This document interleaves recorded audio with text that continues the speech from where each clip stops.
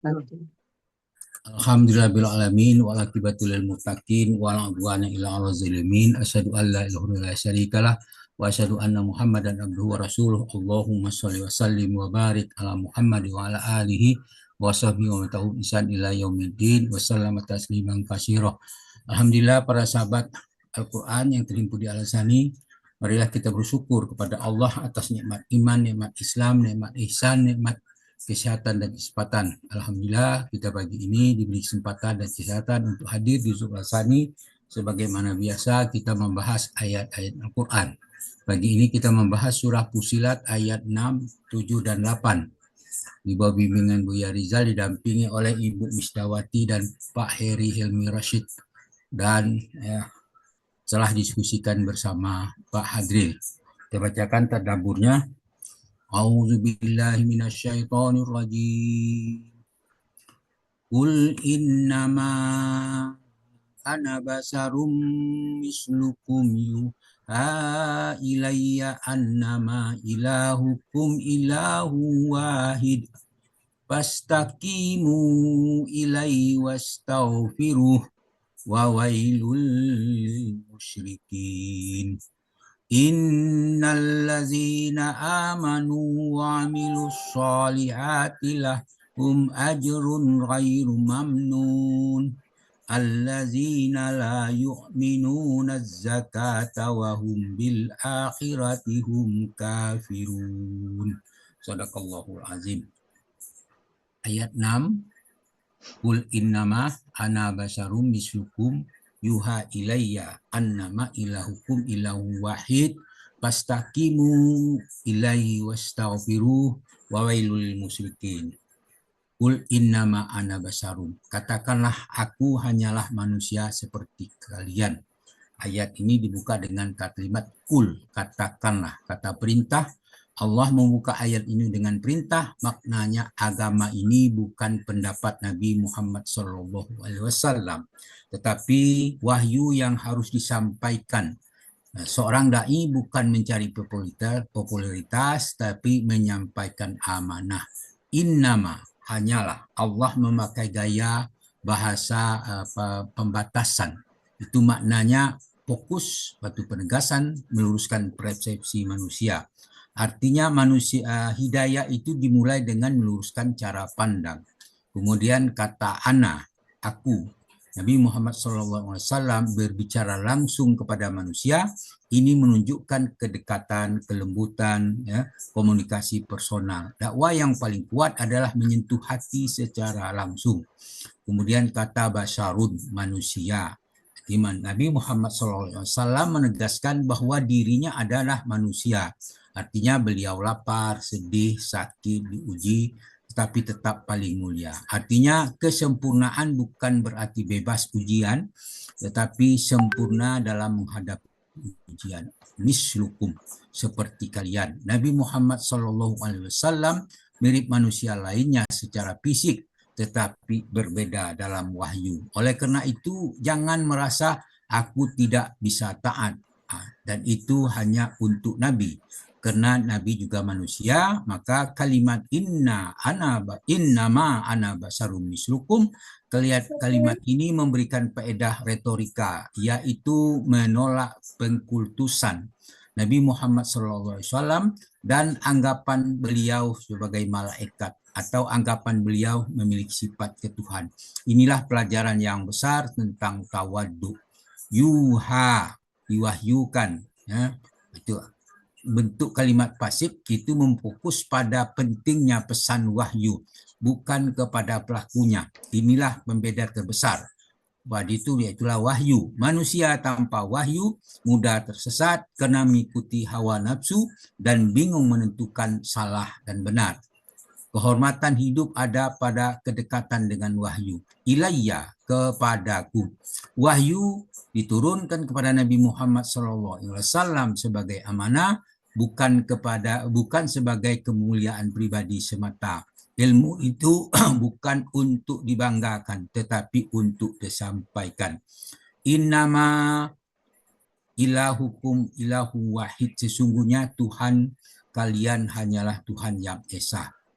Faedahnya, adalah penetapan tauhid secara total. Pengulangan kata ilahun adalah untuk memperkokoh tauhid, menghilangkan kemungkinan syirik. Innama, sesungguhnya hanyalah, itu penegasan tentang ilahun yang dua kali dalam ayat ini. Karena masalah terbesar manusia adalah tauhid, maka Al-Quran sangat menekankannya. Ilahukum, Tuhan kalian. Allah tidak mengatakan Tuhan manusia, tetapi ilahukum. Maksudnya ada kedekatan dan kasih sayang. Allah bukan Tuhan yang jauh, tetapi sangat dekat dengan hambanya. Ilahu wahid, Tuhan yang esa, maksudnya seluruh kehidupan harus lurus jika tujuan hanya satu. Tujuan hidup hanya satu, banyak kegelisahan lahir karena banyak Tuhan dalam hati mereka, yaitu harta, manusia, jabatan, pujian.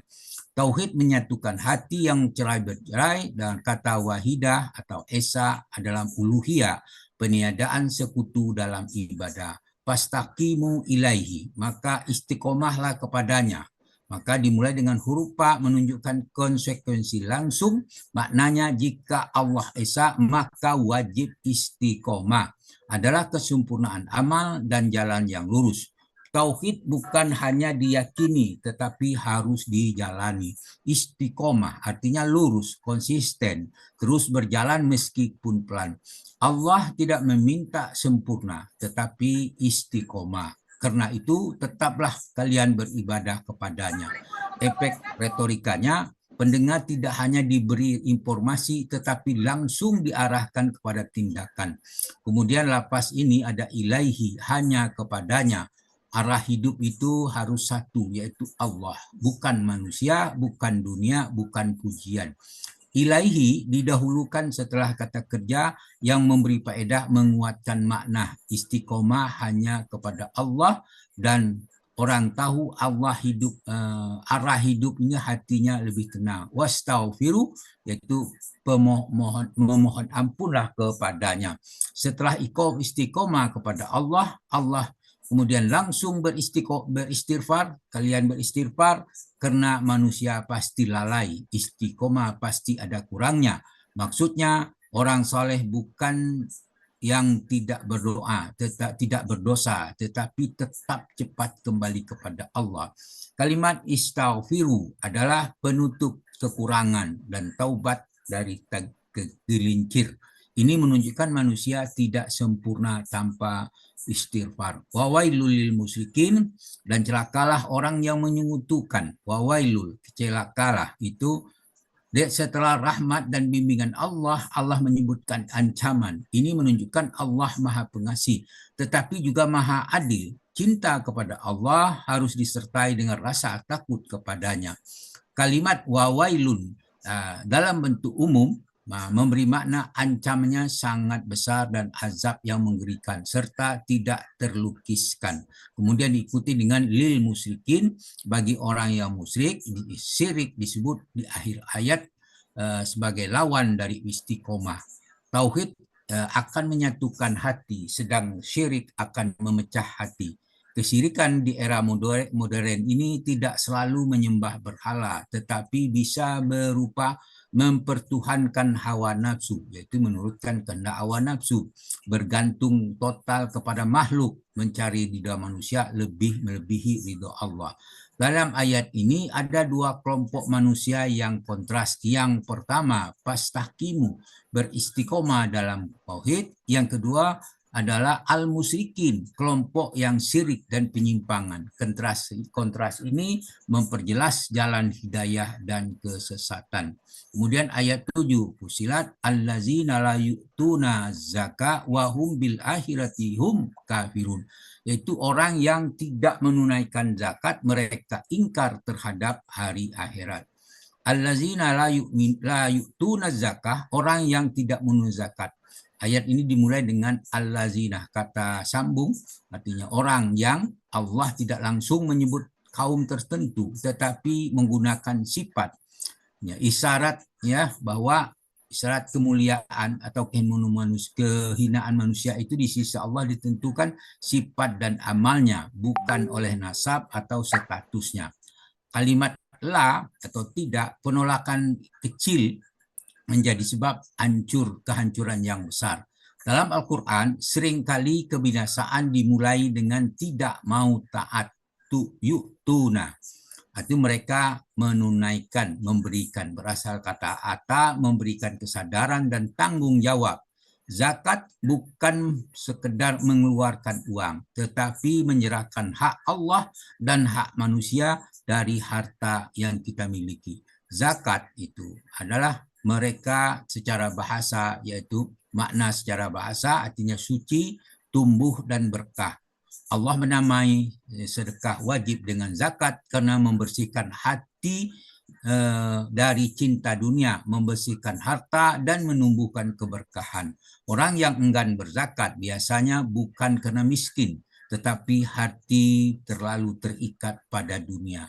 Pada ayat allazina la yu'tuna zakah, Allah memulai celaan dengan perkara harta, bukan akidah terlebih dahulu. Ini menunjukkan bahwa kondisi hati sangat tampak pada hubungan seseorang dengan hartanya, dan bakhil bisa menjadi tanda rusaknya hati. Zakat bukan hanya ibadah finansial, tetapi indikator keimanan, kasih sayang, dan ketundukan kepada Allah. Orang yang sulit mengeluarkan zakat seringkali sebenarnya sedang diperbuta oleh rasa takut miskin. Tidak menunaikan zakat berarti penolakan hati terhadap kewajiban kepada Allah. Wahum bil akhirati hum kafirun. Mereka ingkar terhadap kehidupan akhirat. Kemudian ayat ini mereka katakan wahum, dan keadaan mereka, dan mereka itu Allah menghubungkan antara bakhil terhadap zakat dan rusaknya iman akhirat. Harta dan keyakinan ternyata sangat berkaitan. Bil akhirati, terhadap akhirat. Orang yang benar-benar yakin akhirat biasanya ringan berinfak karena ia sadar harta dunia hanyalah sementara, sedangkan pahala akhirat adalah kekal. Hum kafirun. Mereka adalah orang kafir. Kekafiran bukan hanya mengingkari Allah dengan lisan, tetapi juga ketika hati lebih percaya kepada dunia daripada janji Allah.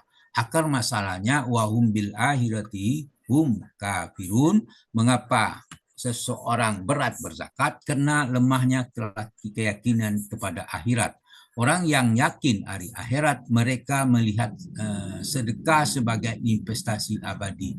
Melihat dunia hanya sementara, tidak takut kekurangan karena Allah. Tidak takut berkurang karena Allah. Dalam kalimat ini ada pengurangan kata ganti hum, memberikan makna penegasan dan penguatan dan pengkhususan. Seakan-akan Allah menegaskan, merekalah benar-benar orang yang pupur terhadap akhirat, karena mereka yakin pada hari akhirat tidak akan mencengkeram dunia. Kemudian ayat 8 Al-Fusilat, innal ladzina amanu wa amilus solihati lahum ajrun ghairu mamnun. Sesungguhnya orang yang beriman mengerjakan kebajikan, mereka dapat pahala yang tidak putus-putusnya. Fusilat ayat 8. Innal ladzina amanu, sesungguhnya orang yang beriman. Yaitu dimulai dengan kata inna, sesungguhnya. Ayat Allah membuka ayat dengan penegasan yang kuat. Ini menunjukkan bahwa kabar setelahnya adalah janji yang pasti, bukan harapan semata. Kadang manusia ragu, apakah amal kecil aku dihitung? Apakah Allah melihat perjuanganku? Ayat ini dimulai dengan kata inna agar hati yakin bahwa janji Allah pasti benar. Kemudian diikuti dengan kalimat allazi, orang-orang yang. Itu bukan hanya satu golongan, itu jamak. Maksudnya bukan satu golongan tertentu. Pintu rahmat terbuka untuk siapa saja yang memenuhi syarat-syarat ayat ini. Islam bukan keturunan, bukan status atau masa lalu. Yang Allah lihat adalah iman, lalu amal. Amanu, mereka beriman. Iman bukan sekedar ucapan. Iman adalah keyakinan yang hidup di dalam hati dan mempengaruhi kehidupan. Iman yang benar membuat seseorang tetap sholat walaupun sibuk, tetap jujur walaupun sulit, dan tetap berharap walaupun diuji. Iman adalah cahaya yang membuat hidup punya arah. Allazina amanu, sesungguhnya orang beriman. Allah memulai dengan nyebut iman, bukan amal terlebih dahulu. Ini mengajarkan bahwa fondasi keseluruhan hidup adalah iman. Kemudian wa'amilu sholihat, dan orang yang mengerjakan amal soleh, wa'amilu, dan mereka beramal. Setelah iman harus ada amal, karena itu iman tanpa amal ibarat pohon tidak berbuah. Allah tidak meminta kesempurnaan, tapi Allah cinta mencintai usaha, istiqomah, dan terus memperbaiki diri. As-solihati, amal-amal soleh. Amal soleh adalah semua amal yang baik, yang ikhlas karena Allah, sesuai dengan tuntunan syariat. Setelah iman dan datang, kemudian setelah iman datang, maka Islam bukan hanya yakin di dalam hati, tetapi harus dilihat dari akhlak, ibadah, ucapan, baik sikap kepada manusia. Allah menggunakan dalam bentuk jamak kalimat ini, as-solihati, amal-amal soleh. Artinya hidup seorang mukmin dipenuhi usaha, yaitu kebaikan berupa sholat, sedekah, menolong orang, menjaga lisan, sabar, kemudian memaafkan, mencari nafkah halal, dan lain-lain. Kemudian bagi mereka lahum ajrun, bagi mereka ada pahala atau upah. Lahum, bagi mereka, itu menyebutkan pahala itu secara khusus bagi mereka, milik mereka. Dunia ini kadang tidak menghargai kita, tetapi Allah berkata, untuk mereka ada balasan. Tidak ada amal yang hilang di sisi Allah. Ajrun atau pahala. Ajrun itu dalam Al-Quran sering bermakna balasan yang mulia, hadiah dari Allah, ganjaran penuh kasih sayang. Balasan dari Allah bukan sekedar imbalan, memainkan bentuk cinta dan rahmatnya. Allah tidak mengatakan mungkin mendapatkan pahala, tetapi langsung untuk mereka ada pahala. Ini adalah kepastian. Di dunia kebaikan kadang dilupakan, pengorbanan tidak dihargai, ketulusan kadang dibalas dengan luka. Namun Allah tidak pernah menyia-nyiakan amal hambanya, sebagaimana dalam surah At-Taubah ayat 120 Allah berfirman, innallaha la yudi'u ajral muhsinin, al-ayah. Sesungguhnya Allah tidak menyia-nyiakan pahala-pahala orang yang berbuat baik. Kemudian kalimat ghairu mamnun, yang tidak diputus, artinya ghairu, yang tidak menunjukkan penafian total. Mamnun itu terputus atau berkurang atau tercela. Jadi ghairu mamnun, tidak akan habis, tidak akan terputus, tidak akan diungkit-ungkit. Manusia sering memberi lalu mengungkit, tetapi Allah memberi tanpa menyakiti. Nikmat surga adalah abadi, tanpa bosan dan tanpa akhir. Semua kenikmatan dunia akan habis. Yang muda menjadi tua, yang sehat menjadi sakit, yang kaya bisa menjadi miskin, yang bahagia menjadi bisa susah, tetapi pahala dari sisi Allah tidak habis, tidak berkurang, tidak putus, dan tidak dicela, dan tidak diungkit-ungkit. Demikian lebih kurang tadabbur surah atau Fussilat ayat 6 sampai ayat 8. Mudah-mudahan memberikan manfaat bagi kita semua. Namun demikian, apa yang saya bacakan tidak terlepas dari kekurangan, karena itu adalah manusiawi, karena manusia selalu dalam keadaan kekurangan. Oleh karena itu, atas kekurangan itu mohon dimaafkan, dan kepada Allah kita minta ampun.